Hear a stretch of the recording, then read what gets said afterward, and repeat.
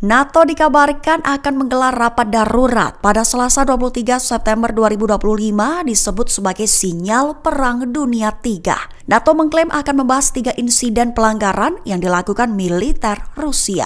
Mengutip Tribun News pada 23 September, hal ini dilaporkan oleh sumber utama CNA dalam pernyataan terbaru. Perlu diketahui pertemuan darurat ini diadakan buntut 3 jet tempur Rusia disebut melanggar wilayah udara Estonia baru-baru ini.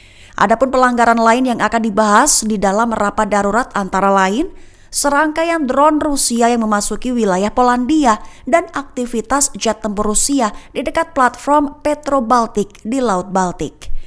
Sehingga para duta besar NATO akan mendiskusikan langkah-langkah pertahanan, juga penguatan sistem radar dan jet tempur aliansi, serta koordinasi lebih ketat antara negara anggota untuk mencegah eskalasi lebih lanjut. Digarisbawahi, pertemuan ini sangat penting demi menunjukkan kesiapan NATO dalam menghadapi ancaman udara dari Rusia. Sebuah kapal yang berlayar di lepas pantai Yaman di Teluk Aden diserang pada Selasa 23 September 2025. Pusat Operasi Perdagangan Maritim Inggris mengklaim mendengar percikan hingga ledakan di sekitar kapal. Mengutip The Times of Israel pada 23 September, hal ini diungkap oleh militer Inggris dalam sebuah pernyataan. Lebih tepatnya, pejabat yang tanpa disebutkan namanya mengungkap ada serangan yang menargetkan sebuah kapal di pesisir Yaman. Meskipun tidak ada yang terluka, namun belum jelas siapa yang melancarkan serangan tersebut. Sementara itu, setelah diserang, kapten kapal mengaku mendengar percikan dan ledakan di sekitar kapal, mengklaim bahwa kapal dan awaknya dilaporkan selamat dan melanjutkan perjalanan ke pelabuhan persinggahan berikutnya. Adapun serangan itu terjadi di sekitar 225 km atau sekira 140 mil di lepas pantai Aden yang dikuasai oleh pasukan yang setia kepada pemerintah Yaman, Houthi. Lebih dari 1/4 keluarga di Israel mengalami penderitaan seperti warga Gaza. Warga Israel alami kelaparan akibat kerawanan pangan imbas perang dengan para musuh militernya.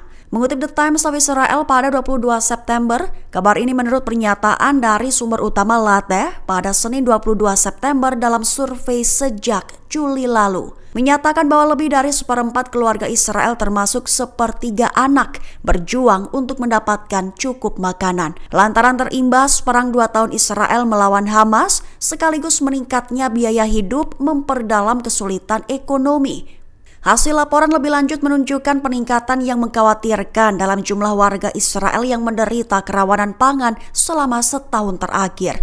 Peningkatan tajam tingkat kerawanan pangan tercermin dalam data makro yang dampaknya juga meluas ke kelas menengah ke bawah warga Israel.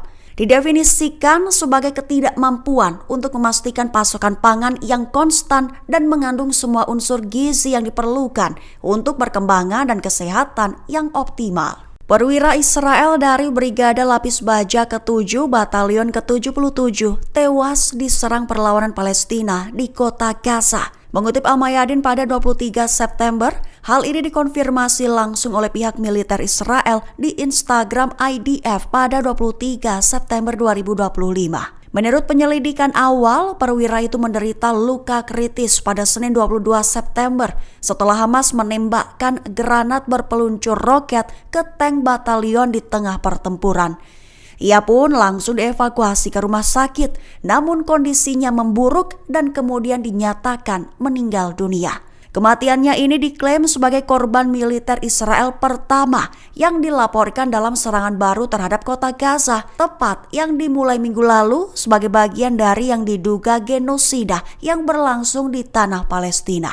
Adapun perwira yang tewas itu dikonfirmasi sebagai komandan kompi bernama Mayor Shahar Netanel Bozalo, 27 tahun.